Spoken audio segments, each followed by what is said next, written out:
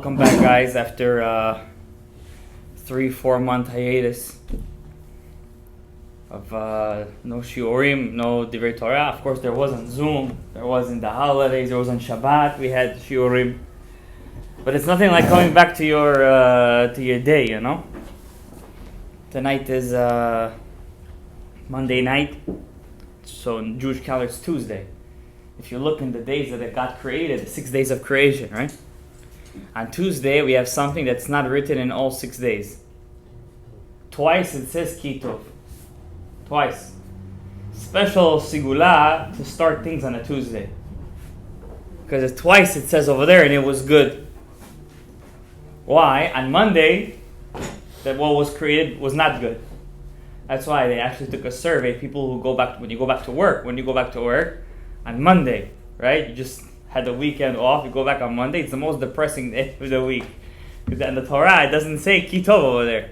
But on Tuesday, it says Pa'amayim Kitov. Why? On Monday, HaKadosh Baruch Hu split the waters. There was the first machloket. It was the first argument between the upper waters and the lower waters. Why? The upper water said, we want to stay on top. The lower water said, what are you talking about? We're one. We're water. If you look at it, it's the only thing in the world that it looks like one being. It's the only thing in the world. Of course, if you take the atoms, it's H2O. But if you look at water, it looks like it's one being, right? So the lower. So we're also like you. We also want to be on top. So HaKadosh Baruch Hu split. That's why the Zohar Kadosh says, when did Moshe Rabbeinu and Korach, the famous, we're getting to that in the Torah in 2 weeks. Moshe Rabbeinu fights with his arch nemesis. His arch nemesis is not it's not Paro. What's Paro? He's Samech Mem. He's Yetzer Hara. His real arch nemesis is who? His cousin, Korach.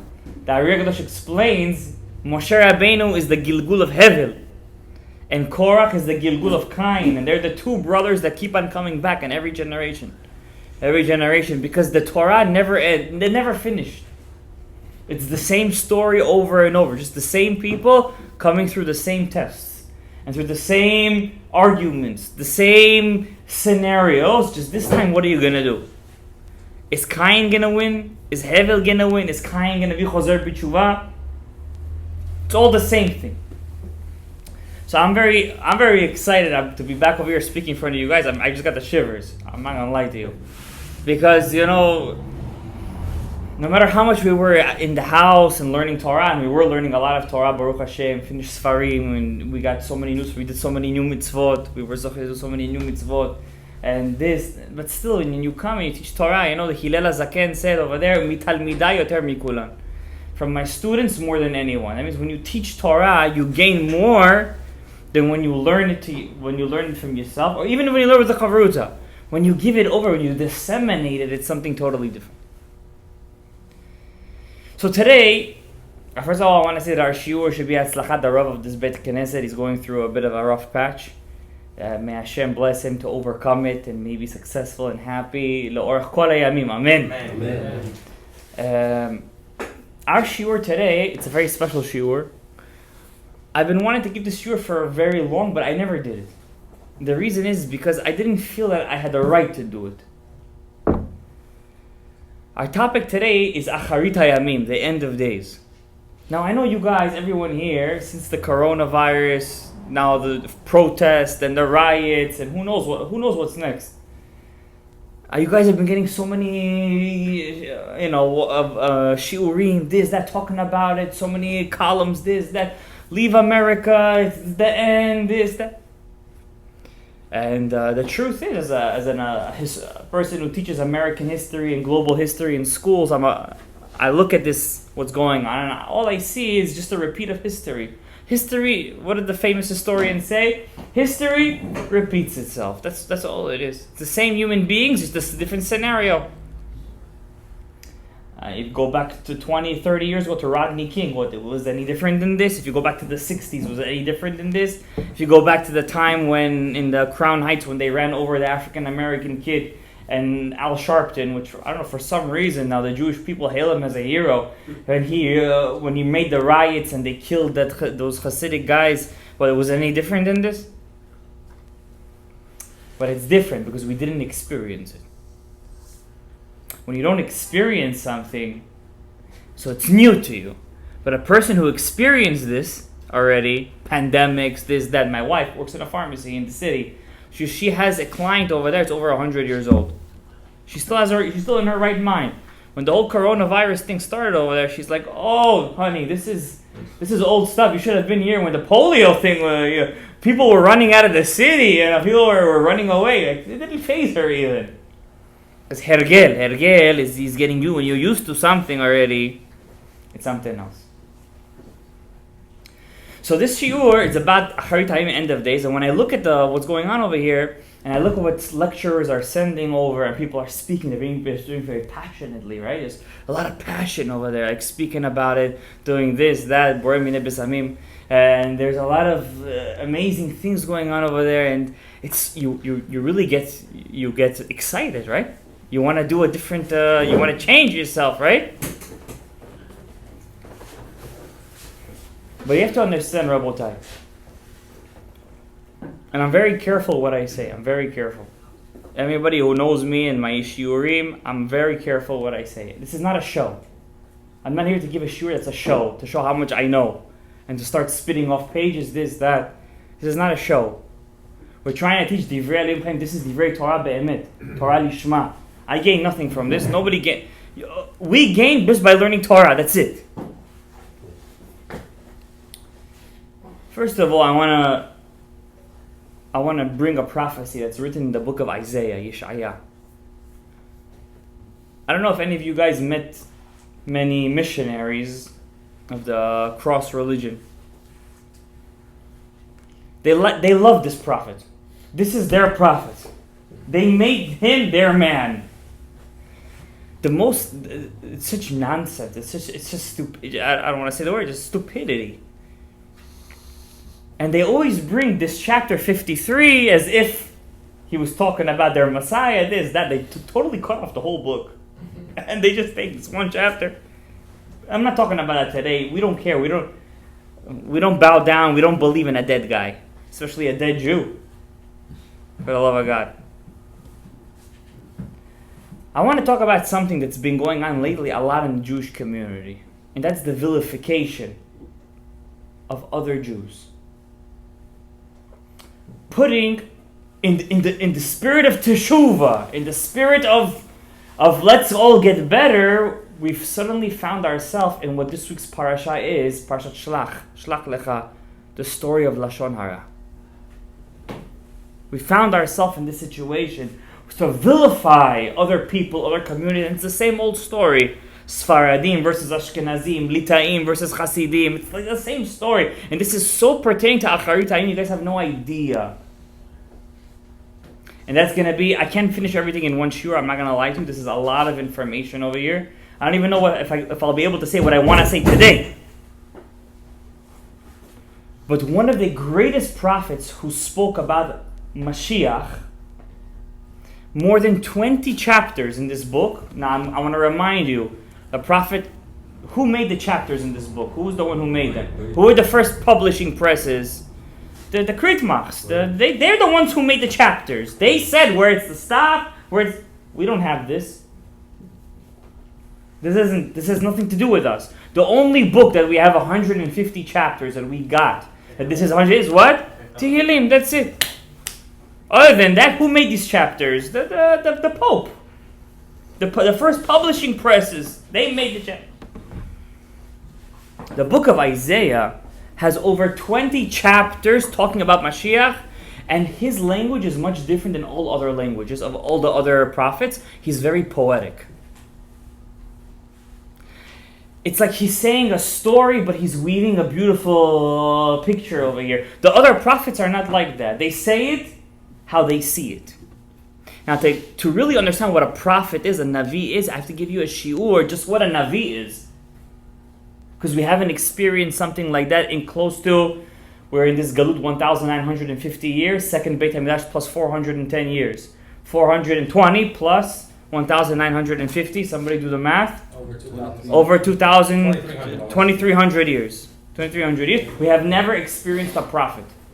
We've had Ruach HaKodesh, we've had the Baba Sali, but we never had a Navi. And just to give you a context, what's a Navi? A Navi, if a person would not feel well, he wouldn't go to a doctor. It would be useless. Who would you go to? The Navi. The Navi would tell you what was wrong with you, not the doctor. Just to go that far, a little bit further than that, we had a king that was supposed to be the Mashiach. He was supposed to be the Mashiach. Chizkiyahu HaMelech. He did a couple of things that the rabbis were very proud of him. Remember in the Torah, in 3 weeks we're going to read about Pshat Chukat. Moses makes that snake. You know the ambulances? What's the ambulance sign? You guys ever think of what all these signs come from? It's a stick with a snake. Where does that come from, guys? Open the Torah. You find it right there. Pshat Chukat. Nachash HaNechoshet. Even that they took from the Torah. They can't even come up with their own symbols. Do you understand what I'm saying over here? That's the Nachash HaNechoshet. It's the snake and the silver, the copper snake.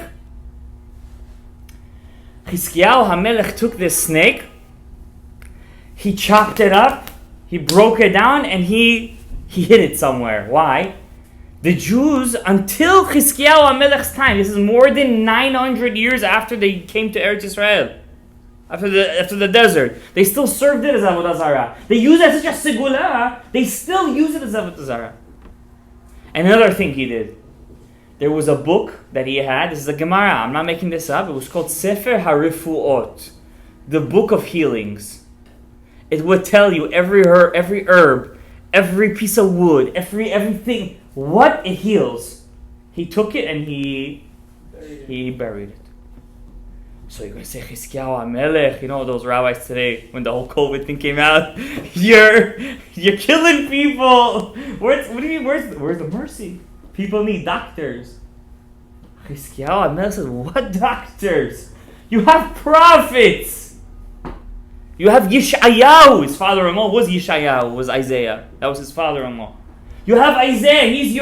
You go to the prophet. You don't go to the doctor, and the people didn't say anything to him. You know why? Because they knew who you're supposed to go to. He was a very popular king too. It's like taking the whole pharmacy and all the websites and just burning it.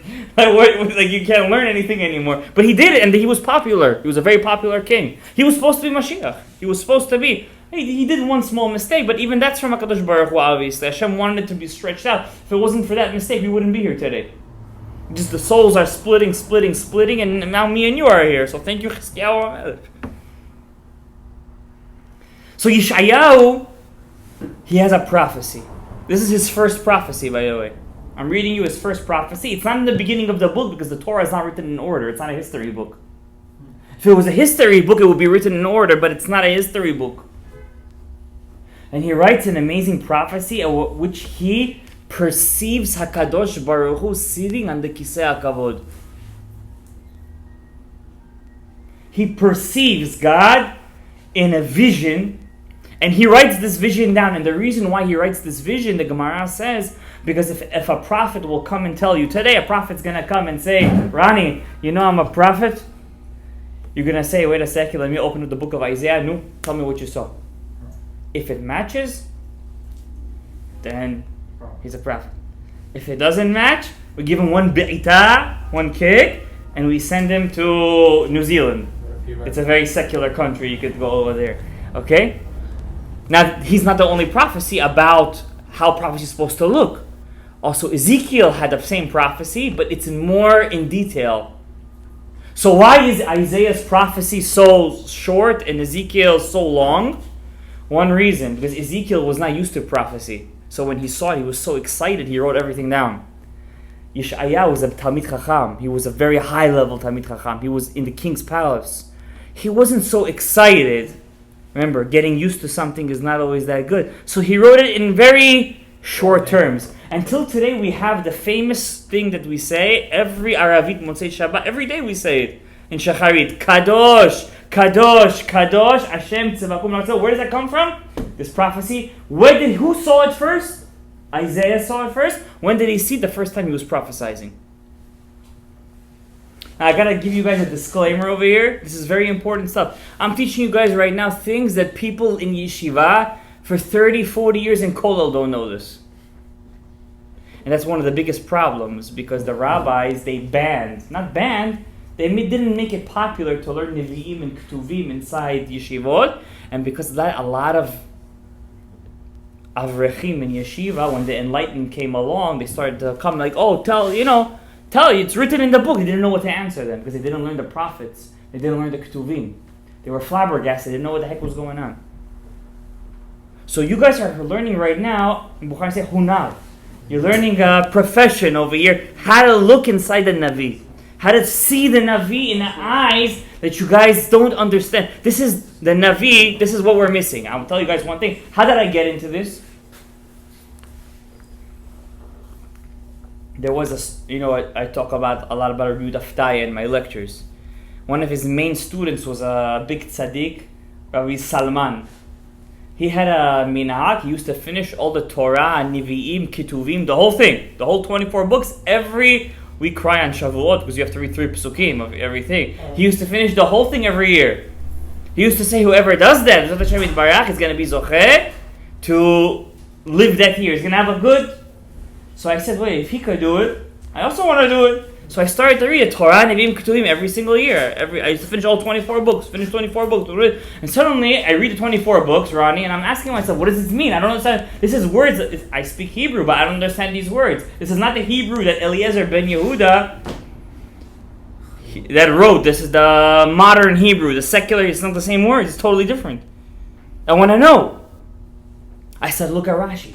Rashi opened my eyes. From Rashi, we went to the Radak, Rabbi David Kimchi, from David Kimchi to the Malbim, the Midrashim, and they open up our eyes, and the Nevi'im are so rich with Torah, we have no idea. Did you guys know after Sukkot, Hoshana Rabbah, we stay up all night, we take the 5 branches, right? And we go outside, Chavit, Vela Barich, and we hear, where does that come from? From the where did Mansapach come from? From the Navi. From the Navi it came from. If we don't learn Nevi'im, we're missing. And I'll tell you more than the Ariya Kadosh writes, the Mekubalim right on the Ariya Kadosh, whoever doesn't finish Torah, Nevi'im, Ketuvim, and understands them, he didn't even finish his nefesh.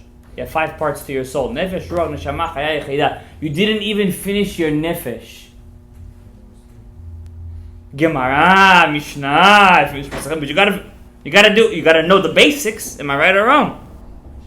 Why did the rabbis ban it in the yeshivot? Because it's so sweet, this learning. People will stop learning Gemara, Halakha. They were only learning this stuff, you understand? But it came out to bite them in the backside. I don't want to say for the makom. So Yeshaya has a prophecy, and in this prophecy, I'm not going to read you the whole thing. God speaks to him. And he sees the angels. Before the angels start to sing to God, they get permission from one another. They look at one another and they say, you give me permission? He says, wait a second. He looks at the next one, you give me permission?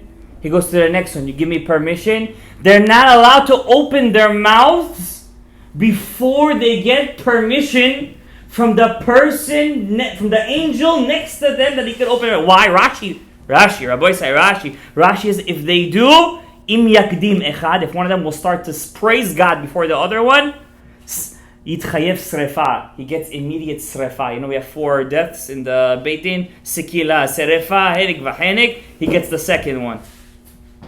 Immediate srefa, he's not allowed to speak at a lion.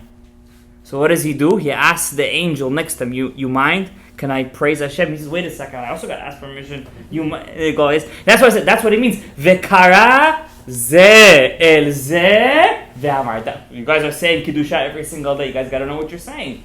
What does that mean? Vekara ze el ze ve'amar. Each one is asking from each other permission. And what does they say? When they get permission, Kadosh, Kadosh. What do they say? Kadosh, Kadosh, Kadosh. That's a prophecy of Isaiah. And once they say that, the whole, he sees himself in a heichal. Heichal is a shul. Like a huge throne room. And the whole throne room, once they say Kadosh, Kadosh, Kadosh, fills with smoke. It fills with smoke. And Isaiah, it's his first prophecy, he gets perplexed. He gets perplexed. He does it because remember, when the prophet starts to get his first prophecy, the first feeling that he feels is fear. He wants to get out of there because he feels like he's going somewhere, and the more he goes deep into it, the more there's no return. So he has a lot of fear. And what does Isaiah say? Something that caused his death. Something that caused his death. He said, Va'omar, and he said, when he heard the angel saying, Kadosh, Kadosh, Kadosh, Oily, woe is to me, Ki nidmeti, because I know, Ki ish tmes fatayim anochi, I'm a person with impure lips. Lashon Hara, Rechilut, Sheker, Chanufa, Letzanut, speaking in the Bet Knesset. And but that wasn't bad, because he's speaking about himself. He's saying he's worried about himself, that he doesn't have a pure mouth. That's okay. You could speak about yourself all day. That's also a question, but let's say yes. Then he says the one line that sealed his fate. One line. Ubetoch am tmes fatayim anochi yoshev. I live with a nation with dirty mouths. That's it. He sealed his fate. At that moment, he sealed his fate. Rashi says, what did he mean, a nation with dirty mouths? De mage'al b'chovin. They have lots of averot. So the Navi says over here, Amar HaKadosh Baruch Hu. HaKadosh Baruch Hu said, and he's perceiving God right now. He's having a divine vision. Ritzutz peh. The man with a ripped mouth. What do you mean a ripped mouth? Chas v'shalom, the joker over here, he ripped his mouth. Chas v'shalom. Ritzutz peh. Sha'amar daltoria al banai. He prosecuted against my children. What did he say? He was afraid. He was sitting over there. He's saying Kadosh, Kadosh, Kadosh. He's seeing thousands of angels. The Rashi says over here, HaKadosh Baruch Hu hates a person who speaks bad things about his children. HaKadosh Baruch Hu detests someone who speaks, who prosecutes about his children. Now, once again, Rabotai, this is the prophet. That's all of our prophecies about Mashiach come from him. 90% of them. 7% come from Ezekiel, and another 1% comes from Jeremiah and the other prophets. Daniel. Daniel is not a prophet. Sorry to burst the bubble. And the Gemara doesn't count him as a prophet. He was Baal Ruach HaKodesh. Yes, he's in the book of Ketuvim. That's what the Gemara says. There is a rabbi in our generation that wants to prove that he is a prophet too, but the Gemara, the pshat of the Gemara is that he was not a prophet. Why? Because he's prophesized, quote unquote, outside of Israel. And there's no kind of thing as prophecy outside of Israel, except for one prophecy we have from Ezekiel. That's it. Everyone else, if you want to prophesy, it must be in Israel. You cannot prophesize outside of Israel. It's impossible.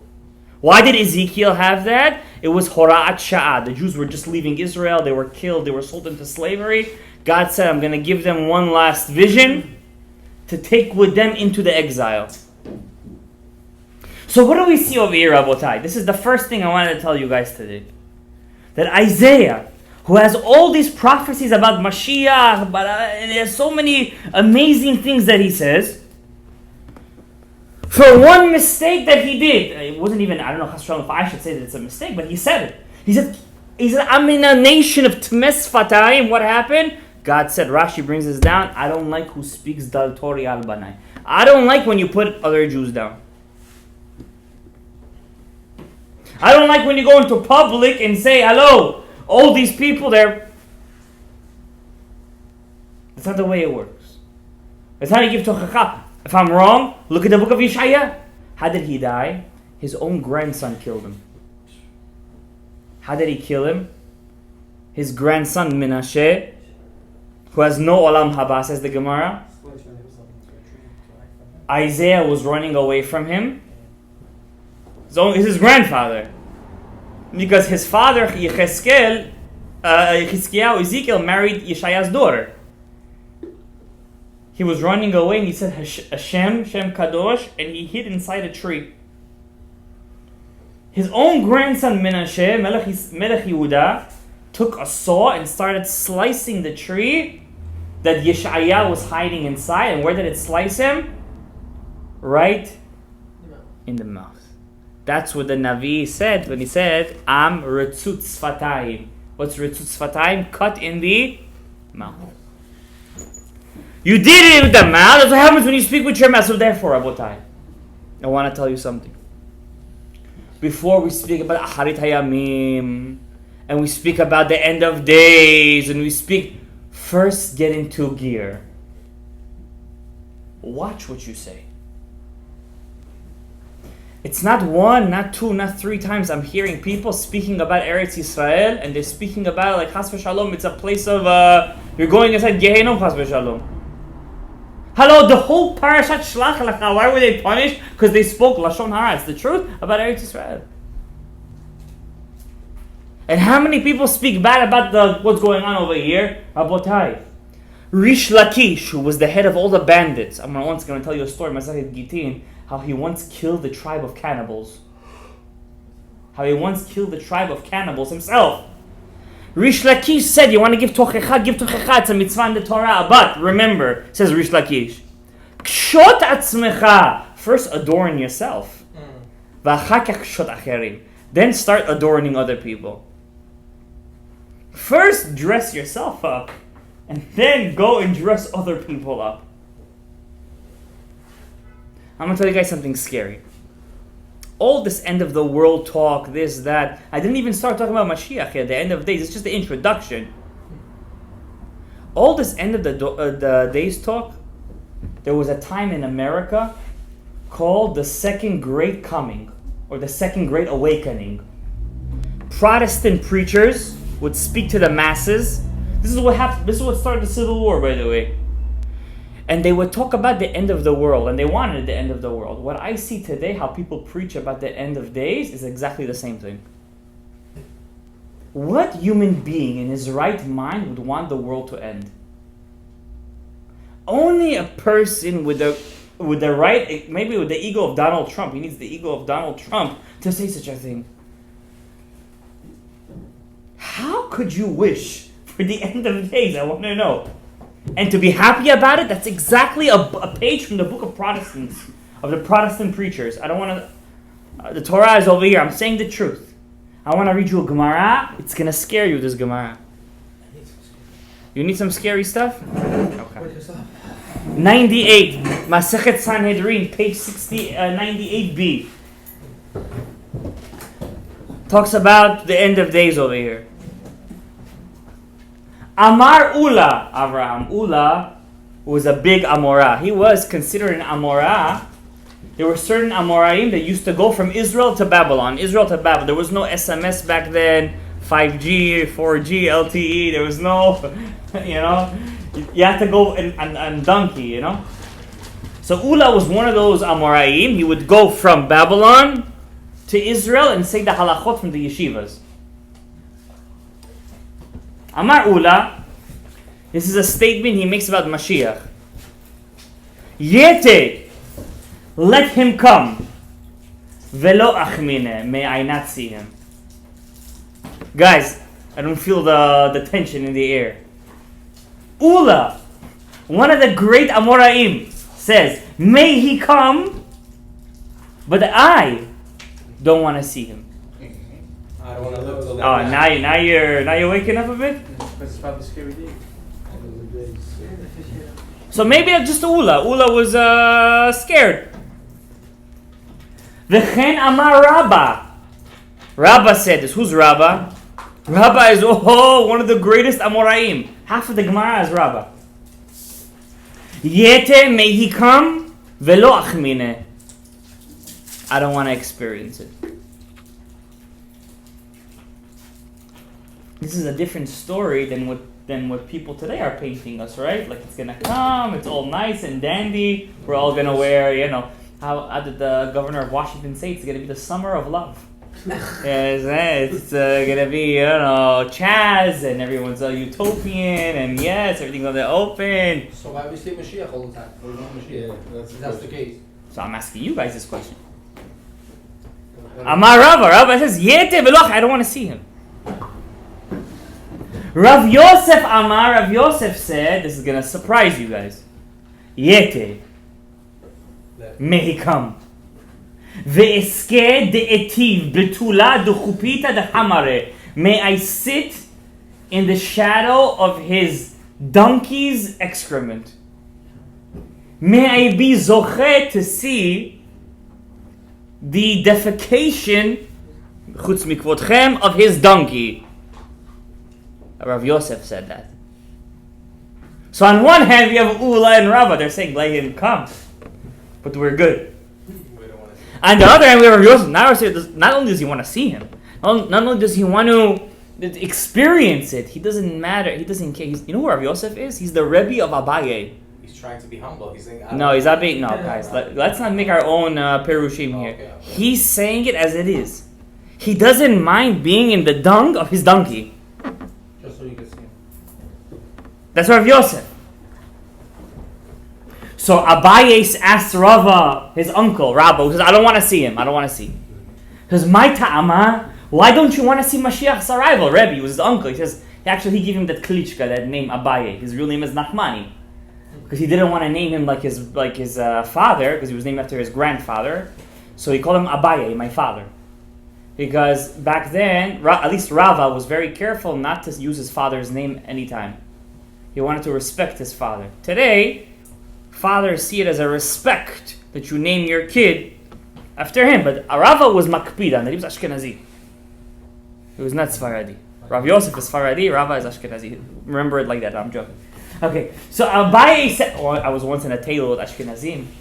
But to me, I say in my simpleness, so the woman was pregnant, it's a family member, and I said to her, oh, you're having a baby, if it's a boy, you're going to name after your father, he was Ashkenazi. He looked at me like this, what did you say? What did I say? It's a respect, no? So then my brother explained to me, no, they only name after their father if he died. So it's like you told him you want his father to die. Don't say that next time. Yeah, be careful. When next Ashkenazi, be careful what you say. I said, oh, I'm sorry. You learn new things every day. So Abaye asked Rava, how come you don't want to experience what? Because of Chevlo Shel Mashiach? Because of the birth pangs of Mashiach? The Gemara compares Mashiach coming like a woman giving birth. Contractions. You have contractions. Bar Minan. Some women could go through contractions for days. Bar Minan. So they have Sigulot, the book of Noam Elimelech, to read the chapter 20 of the Tehillim 70 times. Yeah, like different kinds of Sigulot, to read the book of Yonah. So this is Vahatanya. We learned the Braita. Abaye asked his uncle. Guys, listen to this. Sha'alu talmidav et Rabbi Elazar. The Talmidim Rabbi Elazar asked, Ma ya'aseh adam v'yinatzel mechevlo shel Mashiach? What should a person do and be saved from the birth pangs of Mashiach? I'm going to read you guys this, next couple of lines. If it doesn't cause chills down your spine, the coronavirus did a number on you guys. Something happened to you during this time. So what should a person do should be saved from mechevlo shel Mashiach? The Gemara says, what we all know, Ya'asok b'Torah u'gemilut chasadim. Learn Torah and do kindness. Very nice. So Abaye asked Rava, his uncle, one of the greatest Amoraim. He asked him, Umor, my master, my uncle, Ha-Torah, you learn Torah, and what else? Ha-Gemilut chasadim, you're a person of great kindness. He was Rosh Yeshiva. His yeshiva used to feed thousands of students. What does Rabba answer him back? Amarle, you know why I'm afraid? Shema yigrom achet. Maybe I have one avera that's going to cause me to lose everything. What? Rava, you? One avera? What are we going to say? What are we going to say? If Rava said such a thing, what are we going to say, Rabotai? We should be shaking in our pants. We should be doing tikkunim every single night. We should be learning Torah every single second. We should be doing everything we can to sweeten the judgment. Lemaisa, we have to believe that these people saw the Shoah, what happened in 1939, Hashem Yinkom et Damam, the 6 million Jews. They saw the Spanish Inquisition through Ruach HaKodesh. They saw all these things, and they still were afraid. And we in this room, we're supposed to experience that. What are we gonna say? Shema Yigrom Ached. How many Shema Yisraels we missed? How many Lashon Hara we said? Now, I'm not saying Chas Shalom, I'm not prosecuting against you guys. We just talked about that. But I'm talking about myself over here. How many times have we said Torah? Me. And we didn't have the right intentions. A person has to be very careful before he says some Torah. Maybe deep in his mind. I'm going to tell you guys a story. This is for people who learn Torah. We all here learning Torah. There was a man, a Tana. Call him a Tana. His name was Rabbi Levi. Levi. He was a student of Rabbi Yehuda Nasi. Once, the town of, I think the town's name was something with a Samech, I forget. A certain town in Israel, in the Galilee, asked, Rabbi Yehuda Nasi, could you give us one of your students as a Rav? We're looking for a rabbi. Ours went to Yitgadal Yitkadash. We need a rabbi. So he said, I have a guy over here. I'm telling you, Matok Midvash. This, he knows everything. Who is that? Rabbi Levi. They put Rabbi Levi over there. They put him on a throne. Back then they used to have kavod for Rabbanim. So they put him on a throne. And they started to ask him questions. They asked him the first question. He's like, that Wheel of Fortune. Do I get a phone call over here? I don't know. So I said, okay, maybe he doesn't know too much halacha. Let's ask him a question in Agadah. Agadah is stories, this, that. Do you know this? What does pasuk mean? Rain check. Do you know this? Rain check. They're like, what in the world is going on over here? So they sent him back to Rabbi Yehuda and said, get out of here. We don't need a rabbi like this. So they went to Rabbi Yehuda and said, how come you sent us a guy who doesn't know anything? So Rabbi Yehuda told him, Chayechem, I swear, this man doesn't have an avera. This is the epitome of my student. So he went to Rabbi Levi Bersi and he started to ask him all the questions again. He started to answer him like rapid fire. Pesukim, this, that. So he said, how come you didn't answer them? You embarrassed me. So he said, Rebbe, I promise you, when they put me on the throne, I started to feel ego. That ego made me forget everything. Wow. The gavhut haruach that they gave me. So even if you know Torah, you have mitzvot, you have masim tovim, but you don't have the ability to overcome your ga'ava. And who am I talking about? Rabbi Levi. You know who Rabbi Levi is? I'm going to tell you one more thing about him. I'm afraid to say this, but this is a Gemara. When Rabbi Yehuda Nasi passed away, there was a machloket in the yeshiva who was going to take his spot. Rabbi wanted Rabbi Hanina to take his spot. But there was a rabbi older than him called Rabbi Afas. Sounds Bukhari. Rabbi Afas. He was 2 years older. I think 2 years older he was. So Rabbi Hanina said, for my respect I'm giving to Rabbi Afas, I'm going to let him be the Rosh Hashiva. The Gemara says all that time when Rabbi Afas was the Rosh Hashiva, Rabbi Hanina knew it was beneath his dignity to stay inside as a student because Rabbi appointed him as the Rosh Hashiva. It was beneath his dignity. He has to uphold his Rebbe's will. So he used to learn in the hallway. Rabbi Afas would give a shiur, and Rabbi Hanina was in the hallway because he was really supposed to be Rosh Hashiva, but he gave the kavod to his older colleague. Levi felt bad for Rabbi Hanina, Bechoreki. He doesn't have a chavruta. I'm not going to leave him alone in the hallway. He was learning outside Rabbi Hanina, learning chavruta with him. The Gemara says when Rabbi Levi passed away, they didn't let him inside Gan Eden. For 2 years, you caused pain to Rabbi Afas when you didn't walk inside the yeshiva. Because you caused that pain to him, you were Rabbi Levi, you're one of the greatest students of Rabbi, you can't go inside the Gan Eden. You want to stay outside. What's your punishment now? You're going to stay in the corridor of Gan Eden. You're going to hear the shiur from the corridor. Unbelievable, Rabotai. This is what I'm saying. Shema yigrom achet. The chet, what's the chet? What's the avera over here? What's the smallest thing, Rabotai? We have to be mitchazek. We sitting over here, Tana de Be'eliyahu says, I'm going to tell you a beautiful Tana de Be'eliyahu. He says, I promise, he said, Tana de Be'eliyahu, Ish, Isha, Eved, Shivcha. Doesn't matter, you're a slave, you're a maid, you're a man, you're a woman. We don't discern in Judaism. Everyone could do it. If he tries hard, he gets Ruach HaKodesh. And that's the meaning when the Jews left Egypt. Even a Shivcha, you know what a Shivcha is? A maid, Erev Rav maid. She saw on the Yam what Yeheskel ben Buzi didn't see in the Merkava. They were on such a high level. They had such yirah v'yaminu b'Hashem. They're true emunah at that moment. We have emunah. We're trying to have emunah. So, Rabotai, I want to ask you guys a question. The Gemara continues. V'chen amar Rabbi Yochanan. Rabbi Yochanan also says, Yete v'lo achmine. May he come, and may I not see him. I don't want to see Mashiach. I don't want to experience Mashiach. I'm afraid that Mashiach is going to come and I'm not ready. We all think Mashiach is going to come because we kept Shabbat. We're going to be like in his posse over there. He's going to be handing out jobs to us over here. We didn't even start the Navi yet, guys. I don't know if I have time to continue over here. Maybe 5-10 more minutes. Just because I have to continue this shiur. This is just the beginning. But you know, each one of us over here has the power to reach such unbelievable heights in Torah, in mitzvot, u'ma'asim tovim. We just experienced a pandemic. We experienced riots. We experienced anti-Semitism in the beginning of the year. But we're still here and we still want to learn Torah. Rabotai, we still want to learn. I have a book at home. It's called Netiv Mitzvotecha.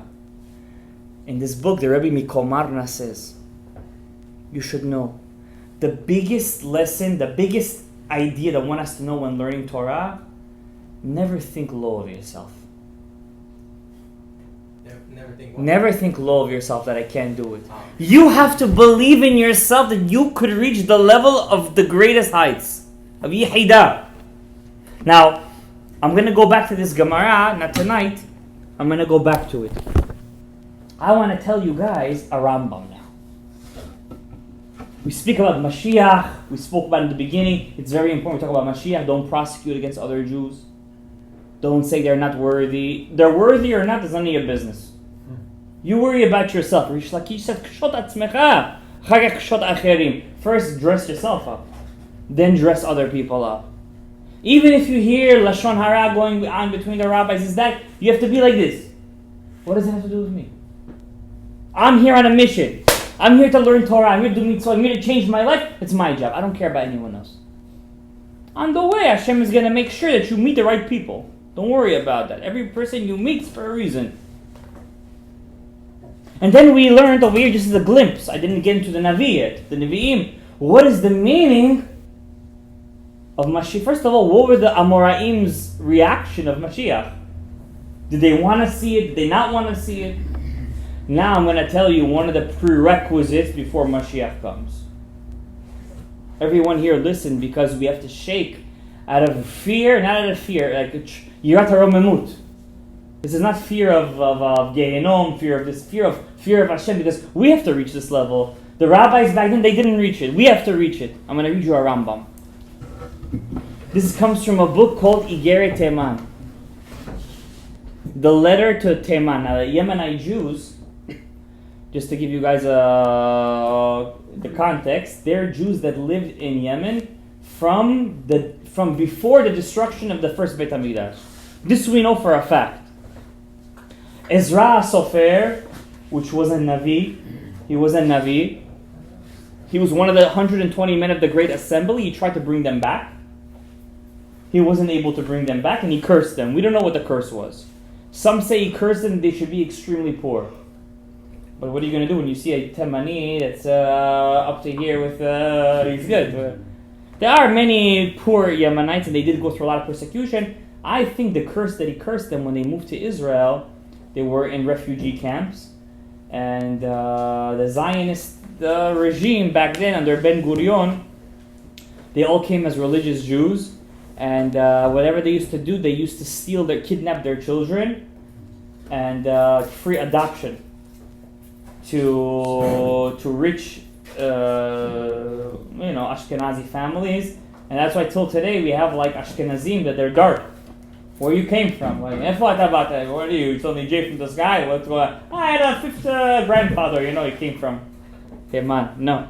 It's documented and it's been proven that Yemenite children were kidnapped in the beginning of the state of Israel by the Chilonim over there, and till today there's a whole fight going on to recognize them as kidnapped children. Yes, they did DNA tests. There's many eduyot, many witnesses. There's many testifications. It's one of the dirty and dark secrets. What they did to them. I have a book at home by Chaim Sinwani, the Rebbe of Mordechai Sharabi, where he writes himself that what he saw in those refugee camps when they first came. I don't want to get into it, right? But maybe that was the curse.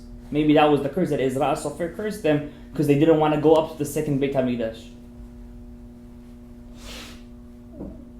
The Rambam, now the Temanim love the Rambam. Why do they love the Rambam? During the Rambam's time, there was a Muslim conqueror of Yemen that he forcefully converted all the Yemenite Jews, or he wanted to forcefully convert all the Yemenite Jews. And they didn't know what to do, to die on Kiddush Hashem or to convert. Is Islam the same as Kritmach? No. Is it the same? So the Rambam sent them a letter of consolation, telling them, don't worry, if you convert, it's nothing. And what's interesting, the Bukharians, tell me if I'm wrong, they used to have the same exact thing with the Uzbeks. They called them Chale. Chale, they used to call them. A lot of Bukharians in Samarkand, this was a lot. They used to convert on the outside. They used to call them Chale, but inside the house they used to do everything like Jews. I have a whole book on it at home. One day I'm going to make a shiur on the Bukharian, what we went through with the Uzbeki. They used to call them Chale. Chale means the pure one, because the Uzbeks, when the Jew used to convert, they used to call him, oh, now he's pure, now he's beseder. A lot of times they used to do that because the Jews used to sell alcohol to the Uzbekim. Now, Muslim people are not allowed to drink alcohol. They already have issues, so if they drink, it's an issue. It's a double issue. So they cannot drink. So the Jews used to beg the Jews. The Jews are allowed to drink. We have to drink kiddush. So they used to beg them to sell them alcohol, and they used to, when they used to get caught, who they used to blame? Oh no, it was that Jew. So the Jew didn't want to get flogged in the middle of the street. So he would make, okay, beseder, Muhammad Akbar, and whatever he would say. And then they would say, okay, now he's Chale. And then they used to usually run away, or after a couple of months, they would go back to the regular way. But I don't want to get into it right now. It's a story within itself. Now, the Rambam sends to the Yemenite Jews an Igeret to console them. So don't worry about it. You guys are good. I'm going to read you what he says, and we're going to end with this. This is a secret of secrets. Many people don't know this secret. Yesh etzleinu Kabbalah gedola. We have a Kabbalah, he says. A tradition. V'nifleti. And it's an amazing tradition. Kibalti ota me'avi. I got it from my father, Rabbi Maimon. Who got it from his father, Rabbi Ovadia. Who got it from his father, Rabbi Maimon, Rabbi Ovadia, all the way to where? To the beginning of the exile of Jerusalem, which reached Spain. Over here, the Rambam admits that the Spanish Jews originally came from Yerushalayim, from Shevet Yehuda. Over here is one of the proofs that we know the originally Sephardi Jews are what? From Shevet Yehuda. And he says, Ubiur hadavar, and I'm telling you something, guys, stay strong. Shetachzor hanevuah leYisrael achar shetipasek mehem. Before Mashiach comes, first we need to have prophecy renewed. That's what the Ramban says. This is the Rambam. Remember, the Rambam was a Pashtonik. He was Pshat. The Rambam says before Mashiach comes, and look what he writes over here. You guys are going to be amazed. Ve'ein lecha kitz migule mizeh. You want a sign that Mashiach is coming? You're going to start to see prophets walking around the Jewish people. Not YouTube bloggers. No, chas v'shalom. I'm not talking about those guys. I'm talking about that. Who watches YouTube over here? Kulanu chachamim, kulanu tzadikim, kulanu yodim et Torah. What are we talking about? Vehu And he gives a date. You guys hear this? The Rambam gives a date when prophecy is supposed to return to the Jewish people. Unfortunately, we're way off. But he writes prophecy was supposed to return in the year 4976. We're in the year 5780. So we're about 800 years off.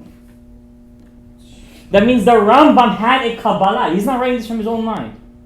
From his father, through his father, through his father, that before Mashiach comes, we need to have a prophet first. And prophecy was supposed to return in the year 4976. How do you give a date?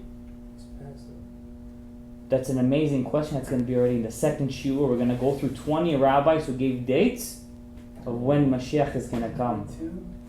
And one of them was 20 years ago, in the year 2000. One of them was in the year 2000, 5760. Remember the whole crazy thing, Y2K, this, that. אין דבר happens in this world שאינו רמוז בעולמות העליונים. And I have a book at home written by a man that lived in our days. I'm going to say his name next week. That he has a book, all of Giluyim he had from a Magid. And the Magid told him that Mashiach is going to come in the year of Kanfen Nisharim, the wings of eagles, which is the year 5760, which interestingly is the same year that the grandfather of the Chida writes down in his book Chesed L'Avraham that Mashiach is supposed to come in the year 5760, and now we're here 20 years later. What's going on? That, Bezrat Hashem Yitbarach, we're going to speak about next week. Baruch Adonai Haolam. Amen ve'amen.